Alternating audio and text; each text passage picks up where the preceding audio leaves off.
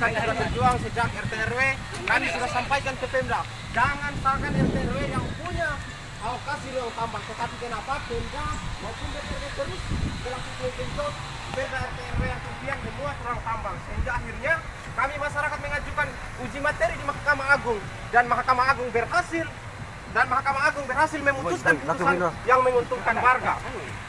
Tetapi sampai hari ini Pemda maupun DPRD tidak menyampaikan kepada kami sudah sejauh mana putusan RT RW ini dieksekusi. Dalam hal ini penghapusan ruang tambang di Kabupaten Konawe Kepulauan. Jadi kami meminta kepada KPK untuk kemudian objektif dalam melakukan tindakan, objektif dalam menyelidiki kasus persoalan pertambangan di Kabupaten Konawe Kepulauan ini. Karena ini sebenarnya kami nilai cukup terang. Sebenarnya ada kong kali kong, ada penyeludupan komunikasi di dalam pertambangan di Kabupaten Konawe Kepulauan ini. Karena sesungguhnya ini adalah pulau kecil yang tidak layak untuk ditambang. Betul.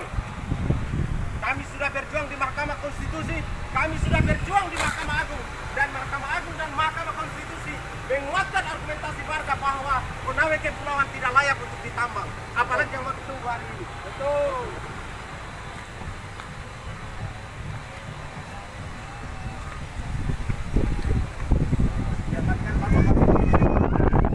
Coba.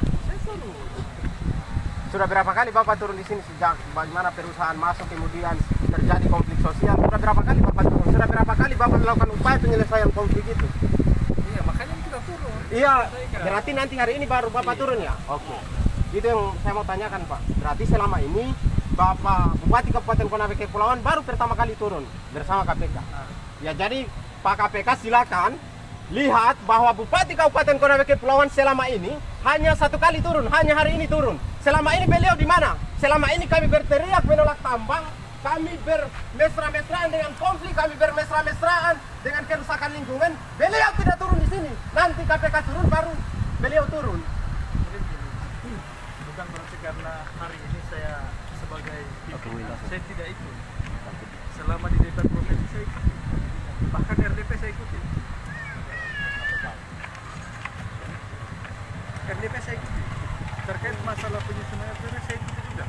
Iya Pak, tapi kenapa ada ruang tambang Pak? Padahal sebelumnya kami sudah lakukan kritik, kami sudah lakukan masukan, kami sudah sampaikan bahwa jangan masukkan ruang di dalam RT RW, jangan masukkan ruang tambang Pak. Nah, tapi Pemda dan DPRD tetap memaksakan itu, sehingga salah Perda RT RW Kabupaten Konawe Kepulauan yang memuat adanya pasal ruang tambang, sehingga masyarakat menguji itu di Mahkamah Agung, dan Mahkamah Agung mengeluarkan putusan. Jadi saya sudah dengar Bapak bicara, dengar juga saya bicara. Iya silakan. Supaya kita sama-sama komunikasi baiklah. Ini kita punya kampung. Supaya saya jelaskan runutnya bahwa penyusunan RT saya ikut, bahkan ditolak. Semasa saya menjabat di provinsi, saya salah satu yang menolak terkait ada. Ya, bagaimana Pak bentuk penolakannya? Saya sampaikan di forum, kan kita bicara forum ini. Santai. Tidak, saya kasih dia lagi. Kasih tenang. Saya kan turun supaya kita sama-sama Nyangkut aja ini. seperti apa. Ini kan bahwa upaya kita menyelesaikan konflik yang ada di Konken. Kita sekarang kan seperti yang kita tahu bahwa izin itu tidak ada di kabupaten. Izin itu ada di pusat. Kita menyuarakan juga seperti apa yang Bapak Ibu sampaikan terkait masalah penolakan tambang. Dan kita tahu terkait masalah aturan bahwa Wawoni ini masuk wilayah pulau-pulau kecil dan wilayah tambang. Tapi saya mau tanya, apakah IUP ini ada setelah kita mekar atau sebelum mekar? Jadi lebih besar Pak. Tapi begini Pak, makanya saya sampaikan bahwa Pemda ini kan kalau kita bicara soal ya negara hukum, Pemda ini kan pasti dia punya analisis tersendiri. Nah, analisis Pemda hari ini kan tidak ada. Kan masyarakat berjuang sendiri. Tidak ada analisisnya. Bahwa Pemda tidak pernah menyampaikan secara tegas di publik bahwa memang Pulau Wawoni ini tidak layak untuk ditambang. Kalau kita bicara secara historis, ya pulau ini adalah pulau kecil. Yang kedua, terjadi konflik sosial di tengah masyarakat. Nah, itu kemudian tidak memenuhi unsur untuk kemudian ditambang Pulau Wawoni ini. Tapi sejauh ini Pemda tidak punya analisis itu yang dimana disampaikan di publik, kan begitu Pak? Ya, kalau dari apa yang disampaikan kawan saya bahwa memang titik awal masuknya perusahaan tambang itu adalah terjadinya MOU antara perusahaan PT GKP dan pemerintah Konawe Kepulauan yang terjadi tahun 2020-an kalau tidak salah. Tinggal dicek. Tapi menjadi pertanyaannya, MOU itu warga tidak pernah tahu MOU itu seperti apa antar perusahaan dengan pemerintah. Apakah memang Pulau Wabu ini dijual oleh pemerintah yang periode yang lalu atau seperti apa?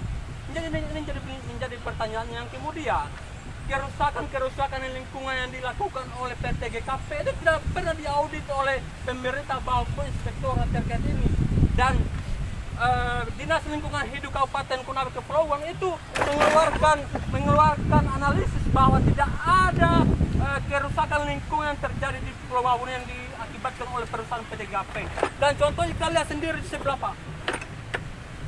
Ini keruh airnya Pak. Apalagi air warga yang menjadi sumber penghidupan itu tercemar oleh aktivitas pertambangan. Dan bagian hulu mungkin teman-teman GKP, kawan-kawan GKP maupun pemerintah sudah melihat langsung bahwa di atas sana itu terjadi namanya mengambil semua tanah-tanah yang ada di bawah hulu kemudian diangkut dijual di luar.